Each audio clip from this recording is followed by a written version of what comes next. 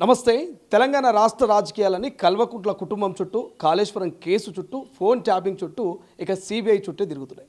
మాట్లాడే ప్రయత్నం చేద్దాం. కాంగ్రెస్ పార్టీ ఏదైతే చేస్తున్నటువంటి ఆరోపణలు కావచ్చు, అంటే మొన్నటిదాకా సిబిఐకి అప్పచెప్పాలని బీజేపీ అడిగిందో, మేము బీజేపీకి ఇచ్చేసినాం, ఇక సిబిఐకి ఇచ్చినామంటే బీజేపీకి ఇచ్చినట్టే, బాలు బీజేపీ కోర్టులో ఉందని కూడా కామెంట్ చేస్తుంది. కాబట్టి మాట్లాడే ప్రయత్నం చేద్దాం. బీజేపీ నాయకులు చీకోటి ప్రవీణ్ కుమార్ మనతో పాటు.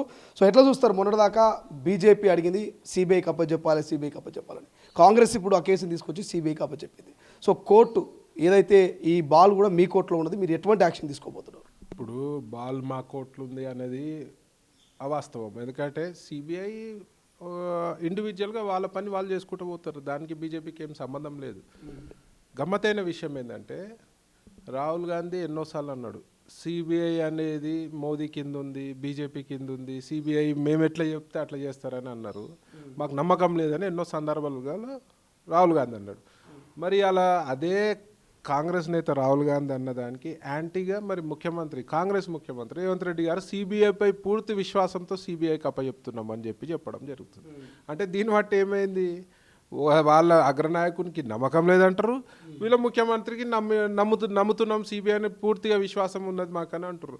అంటే వాళ్ళకు ఒక క్లారిటీయే లేదు. అంటే విమర్శించాలి బీజేపీని అన్నప్పుడు సిబిఐ ఏమో మా కింద పనిచేస్తుంది అంటారు.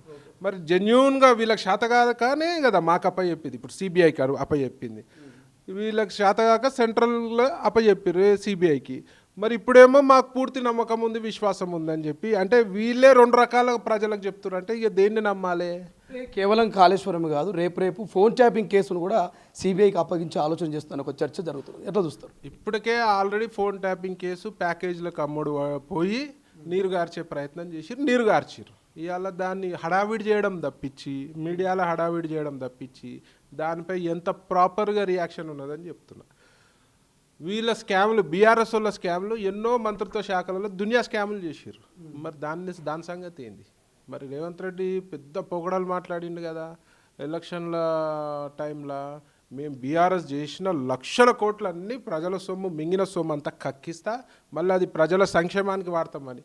₹1 తెచ్చింది చూపియండి, నాకు ఒక సింగిల్ రూపాయి తెచ్చింది చూపియండి. మీరు కూడా కాళేశ్వరము ఏటీఎం అని అమిత్ షా మాట్లాడి, ఇక్కడ ఉన్నటువంటి మీ బీజేపీ నాయకులు కూడా మాట్లాడారు. ఆ ఏటీఎం కాస్త ఇప్పుడు ఆ సిబిఐ కేసు టేకప్ చేసింది. కాబట్టి మీరు ఎటువంటి ఆరోపణలు పొందుతున్నటువంటి కేసీఆర్ మీద కావచ్చు, లేకపోతే హరీష్ రావు గారి మీద కావచ్చు, ఎటువంటి యాక్షన్ తీసుకుంటారు? డెఫినెట్గా అందులో 100% అవినీతి జరిగింది.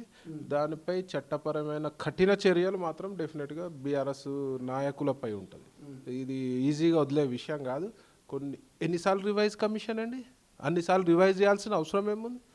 బడ్జెట్ ప్లానింగ్ తప్పుతుంది, ఓకే, అనుకున్న బడ్జెట్కి ఒక 4 సార్లు 3 సార్లు తప్పింది అనుకో, ఒక 10% 20% రివైజ్ చేస్తారు.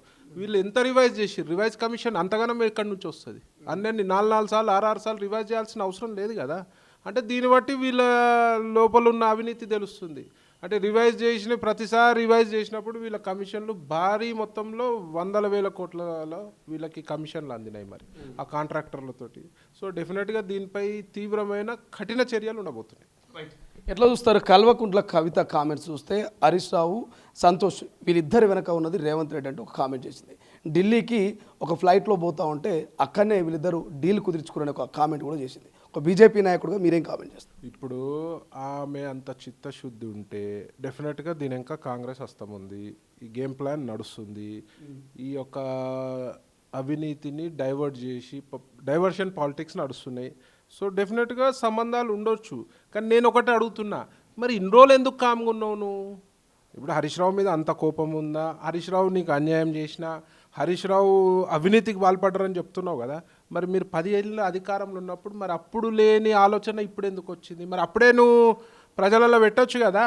అంటే ఇలా నీకు ఒక పదవి లేదు, నీకు ఒక ప్రయారిటీ లేదు కాబట్టి వాళ్ళ మీద కక్ష సాధింపు చర్య. డెఫినెట్గా బీఆర్ఎస్ నాయకులు అందరూ కూడా అవినీతికి పాల్పడ్డారు. అప్పుడే నీకు ప్రజలపై ప్రేమ ఉండి ఒక రాష్ట్రం, మంచి తెలంగాణ రాష్ట్రం, బంగారు తెలంగాణ కావాలనుకుంటే అప్పుడే నువ్వు నిలదీయొచ్చు కదా. నువ్వు పవర్లో ఉన్నావు కదా ఆ రోజు. అంటే నీకు ముట్టిన రోజులు సప్పుడు లేదు. ఇప్పుడు ఏం మీకు మీకు మీకు ఫ్యామిలీ డిస్టర్బెన్స్లు వచ్చినాక మరి ఇలా మాట్లాడుతున్నారు. అందుకే బీజేపీ ఏమంటదంటే వారసత్వ రాజకీయాలు వద్దనే పార్టీ ఏదైనా ఉందంటే బీజేపీ పార్టీ. ఎందుకంటే ఈ వారసత్వ రాజకీయాలు పదవుల గురించి కొట్లాడతారు, ప్రజల గురించి ఎవరు కొట్లాడరు. ఒక్క బీజేపీ మాత్రమే ప్రజల గురించి కొట్లాడతారు. ఎట్లా చూస్తారు? దాంతోపాటు కేవలం హరీష్ రావు ఏదో విధంగా సంతోష్ వీళ్ళిద్దరు అవినీతికి పాల్పడరు, వీళ్ళ అవినీతి మరకల్ని కేసీఆర్కు అంటించే ప్రయత్నం చేస్తారు, కడిగిన ముత్యం లెక్క కేసీఆర్ వస్తారని కూడా కవిత కామెంట్ చేసింది. ఒక మాజీ ముఖ్యమంత్రిగా ఆయన పాత్ర కాళేశ్వరంలో ఏమీ లేదని అనుకోవచ్చా? లేనిది ఎట్లా ఉంటుందండి చెప్పండి. ఆయన మోనార్కు, వన్ సైడు బీఆర్ఎస్ పార్టీలో వన్ మ్యాన్ షో ఉంటుంది, సెకండ్ వీళ్ళ నలుగురు, మొత్తం టోటల్ నలుగురు షో ఉంటుంది.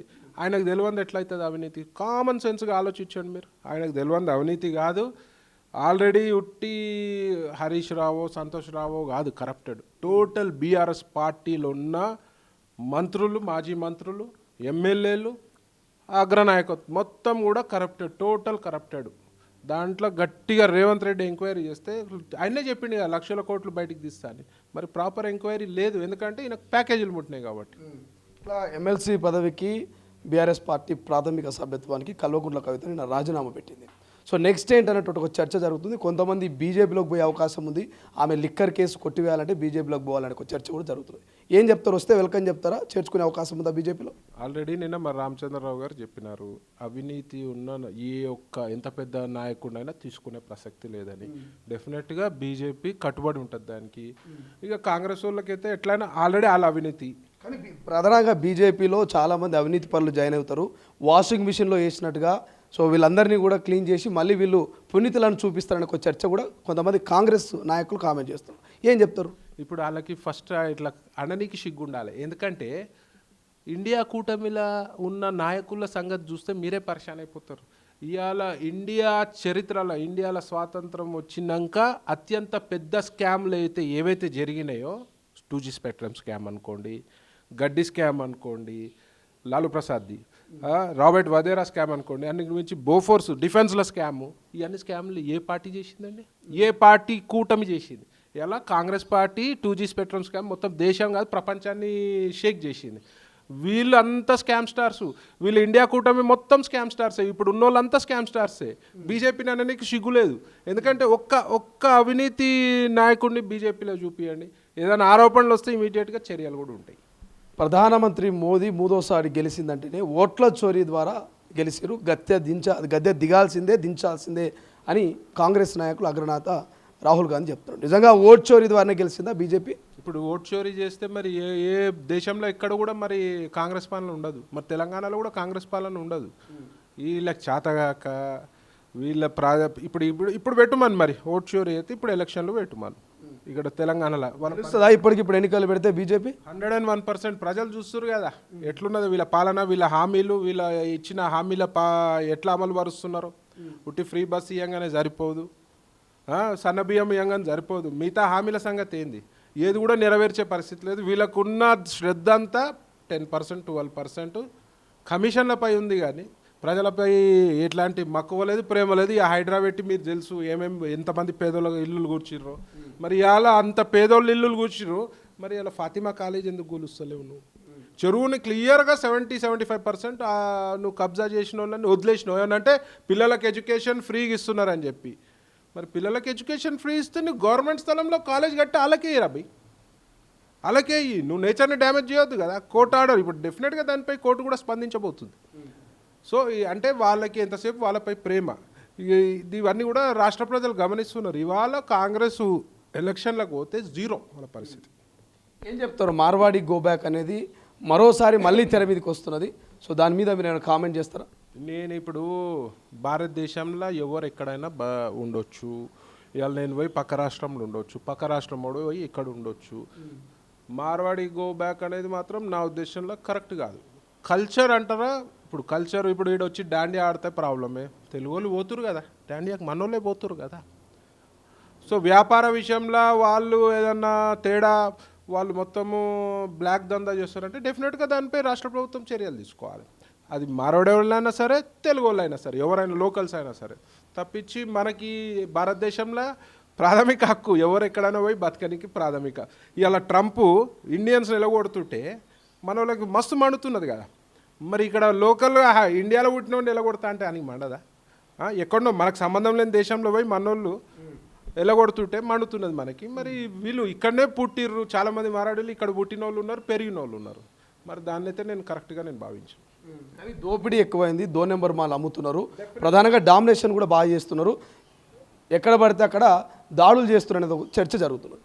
దాడులు చేస్తే పడేటోడు ఎవడు లేడు, డామినేషన్ చేస్తే ఈడెవడు పడేటోడు లేడు. తెలంగాణ పౌరుషమే తప్పించి 2 నంబర్ దందా చేస్తే మాత్రం అది ఎవరి పని? అది ఆ 2 నంబర్ దందా చేస్తే దాన్ని అరికట్టాల్సిన పని ఎవరిది? ప్రభుత్వంది. మరి ఆడ ప్రభుత్వ వైఫల్యమే అనుకోవాలి కదా.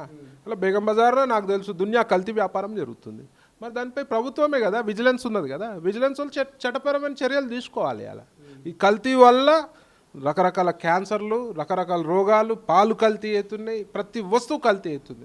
సరే అందులో మరి మారడోళ్ళు ఉన్నారా మనోళ్ళు ఉన్నారా అనేది మనకు తెలియదు. ఎవరు కల్తీ చేసినా తప్పే, దానిపై ప్రభుత్వం చర్యలు తీసుకోవాలి.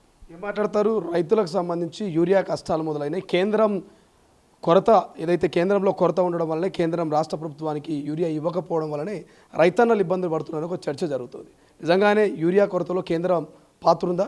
ఎందుకు ఉంటుందండి?